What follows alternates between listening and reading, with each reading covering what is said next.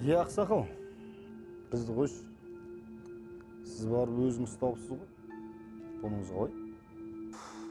Солай.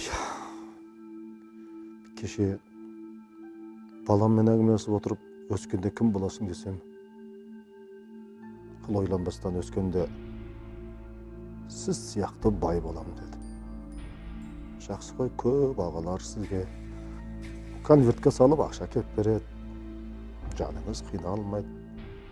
Ал мені сыныптастарымның әкелері қысы жазы ыстықта да суықта да тоңып қиналып ақша табады. Ал сіз қиналмайсыз демесі бар ма? Сонда үлкен қате жібергенімді түсіндім. Жанұям таршылық көрмесін, қиналмасын деп сол ақшаның артынан кетіппін. Ақша шіркін ақылды адамның да көзін байлайды. Аш көздік ұшқан құсты да темір торға тоқтады екен. Сондықтан бүкіл шымқырған ақшаларымды өз еркіммен мемлекетке өткізіп, заң алдында жазамды алсам деп шештім. Жоқ, жаза түсінікті.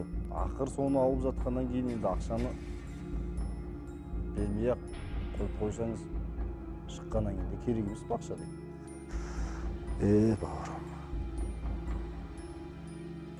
ақшаңнан айырылсаң, жыларсың, күлерсің.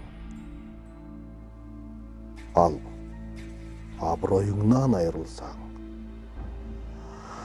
қалай тірі жүрерсің деген екен.